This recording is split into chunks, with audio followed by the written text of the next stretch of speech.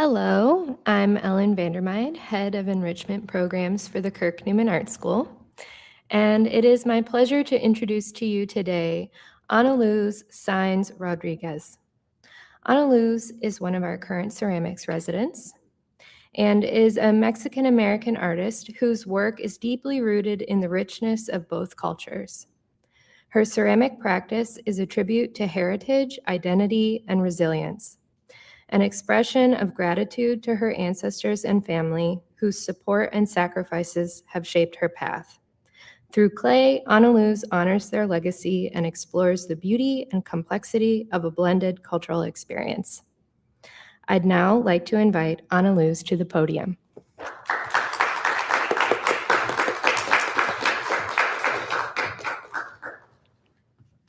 Hi, everyone. Thank you, Ellen, and thanks everyone for being here today. My name is AnaLuz Sainz Rodriguez. I was born in Zamora, Michoacan, and moved here to Portage, the same year I was born in '98 with my brother and my mom. My dad had already been living here for a couple months and decided it was a good place for us to move despite the snow. We spent the next 7 years living here My sister was born here, my parents bought a house, and then came the first big change in my life. My mom was forced to move back to Mexico, and my parents had some hard decisions to make. My siblings and I moved back to Mexico with my mom, and my dad decided to stay here so that way one of them could make a better income for us. At the time, I didn't understand why this was happening, but I remember loving those first couple days in Mexico. I loved meeting my cousins, my aunts, my uncles, and getting to see where I was born. But then I remember asking my dad and my mom when we were going to come back to Michigan, and I remember them telling me that it wouldn't be for a while. That while turned into being another 7 years. In those 7 years, I got to spend time with my family, with the people I love, and got to speak in Spanish way more, which is something I miss. Then came another change. My parents wanted us to have a better education, which is why we had originally moved to Michigan. So when I turned 14, I came back to Portage to start high school. Moving back here after connecting so much with everyone back home was really hard. I went from being in a class of 40 kids to then being in a classroom of over 400 kids. It was extremely overwhelming at first. It was very nerve-wracking having to speak English again, especially because people could hear my accent and I could easily be seen as different. So this was a time that I turned to art a lot more to express all those crazy teenage feelings I had. First, I started with some watercolor pencil drawings and did a lot of 2D art and then experimented with some other mediums. But I never really stuck with any of those until I went to college and took my first pottery class. My ceramic professor there at the Kalamazoo Community College saw how much I loved clay. He would sit down with me to help me get better. I would skip class to be in the studio a little longer too. But we were only allowed to take a certain amount of credits at the school. So my last semester there, my professor decided to bring in some full-time ceramic artists to show us some new things. One of those ceramic artists is Troy Bungart. Troy came in to teach us how to make some handmade ceramic tools. And during this 3-day workshop, I decided to ask him if he could be my mentor. I wanted to learn how to make this my full-time job, possibly. Going out to Three Rivers to an old man's studio as a 20-year-old girl sounded a little crazy, but I got to meet him, and he's just an old man that had a lot to teach, and I was a young artist eager to learn it all. I also got to meet his family, which I love so much, and he got to meet mine. But then COVID hit. This paused life for us all, of course, but I was able to buy my first ceramic wheel with those checks coming in. Troy would leave some clay outside of his studio so I could go pick it up and practice with it. And I didn't really get to keep any of the pieces that I made during this time, but it was a great time to reinforce a lot of those things that I learned during college. When we both finally felt better about being outside and being around other people, I was finally able to go into his studio and continue my practice. The first couple months, I was still really unsure what I wanted to make, but after my yearly visit to Mexico for the holidays, I remembered all the inspiration that I had within my culture. My mom has taken us to a lot of trips around Mexico, so it was really easy for me to look back at pictures and find inspiration from the things that I loved before. I remembered all the motifs I saw in the pyramids in Chichen Itza and alongside the buildings in the towns we would travel to. I remembered all the vibrant colors in the flowers in my grandma's garden, the food we would have, and the ceramic pieces that they were served in. I found out how much I loved teaching others about my culture through conversations about my work, telling them stories about myself, about my family, and about the things that I learned. I also love how I've been teaching myself a lot more about my culture and where I came from through research for more inspiration. During this research, I felt very captivated by the Aztecs.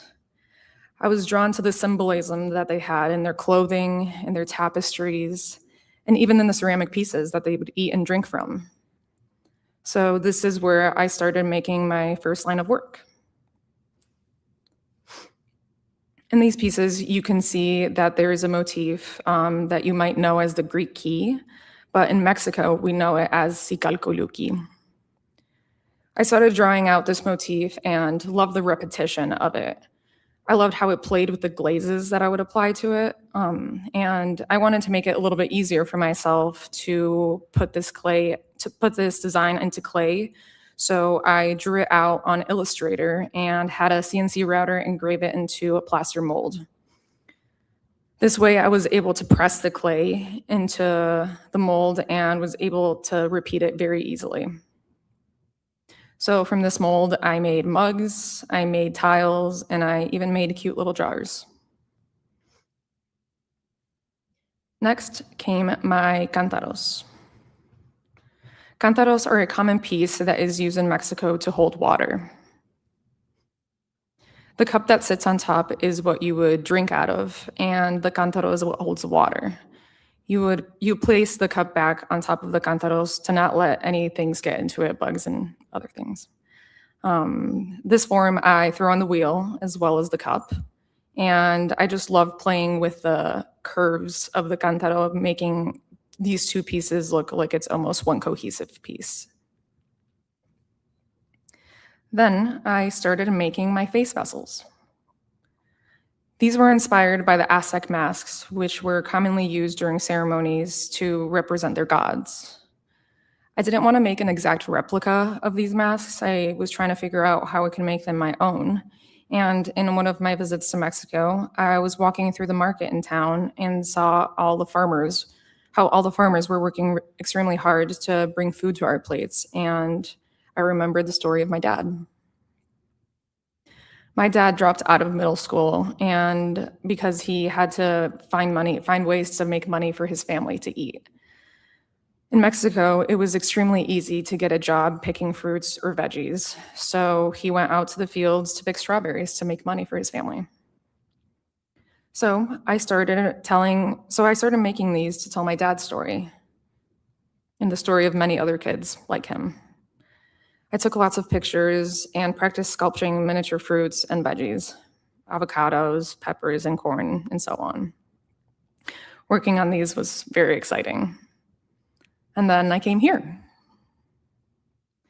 I was so excited to try something new, but was a little overwhelmed with all the options I had.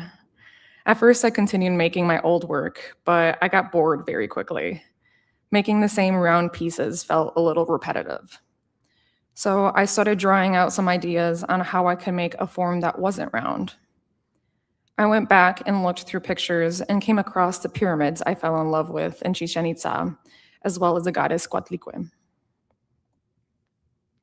From this is where I felt inspired to make my new work. I love the lines in the pyramids and the strong structure of it. I love the statue of Coatlicue and how every surface of it has something for your eye to look at. You can see in some of these images that I've drawn out how they reflect a little bit of the pyramids. I also wanted to make the bottom of the piece a little bit more interesting to look at than just a flat surface. So this is where the goddess Coatlicue comes into play. I loved looking at the statue, but until I went to go visit it in person is when I understood that the bottom of it also had some very interesting markings on it. So I carved out some designs onto clay that you can see in the bottom right corner, and plan on pressing these onto the bottom of my pieces. So that way, when you pick it up the piece and you flip it over, there's something for your eye to look at within the whole piece. I'm excited to have these pieces done and finally able to hold them in my hands and show them to you guys and have those conversations of how they led me here. So after my time at the KIA, I will be teaching a throwing class at the Kiln Room in Jericho. But after that, I actually plan on taking a break from pottery. I've been working really hard the last couple of years now and have really never set time for myself to work on other things that have intrigued me during this time. I want to spend more time sewing, making jewelry, writing, and even painting again. So I plan on taking a year-long break to play around with all those things. And next year in August, I plan on moving to Mexico for a couple months. 2 years ago, I visited this amazing family in Mexico that has been making pottery for several generations. So I plan on going and working with them. They are only 30 minutes out from my hometown, so I'll be able to stay at my family's house and get to be home again. I'll get to spend more time with my grandparents, with my cousins and the kids that they have now, and be working in clay at the same time. So in conclusion, I'm excited to be able to take a break and then go back home again. I'm excited to rediscover things that I might have missed in my childhood, to get to hear stories from my grandparents and to be able to express those in clay. And I can't wait to come back to Michigan and tell those stories to you guys as well. Thank you.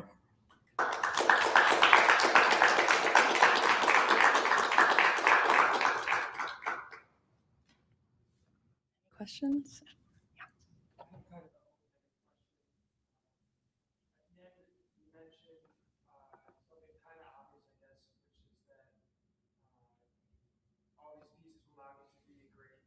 Conversation starter. Mm-hmm.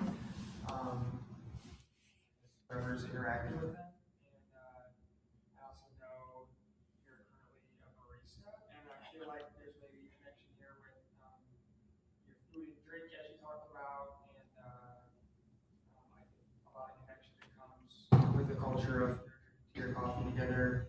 And I'm interested in how you think about that with functional versus non-functional stuff. I guess take that. Yeah, so he's asking about how I think about how people are going to use these pieces afterwards, if it's a functional or not functional piece. I actually, every time I finish a piece, usually I actually go straight to the cafe to make a latte in it or something to drink out of. I always like to be one of the first people to kind of experience that, to kind of see how somebody else is going to interact with it. And I also like to put it in other people's hands to kind of see where their fingers lie on it or where their like eyes go to it. I think it's such a beautiful like part of making functional art that you can also use it in your day-to-day life. So yeah.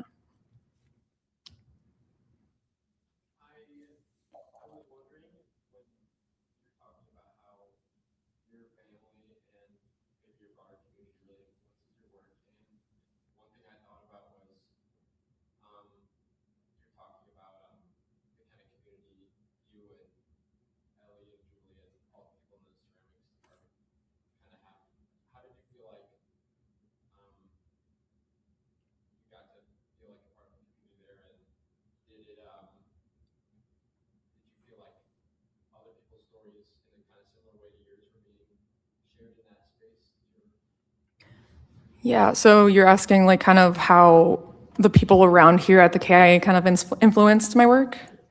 I think it was really, I mean, I love having conversations, like sitting across from Ellie and being able to have conversations about how like my work is gonna go about and seeing how that changed, honestly, quite a lot.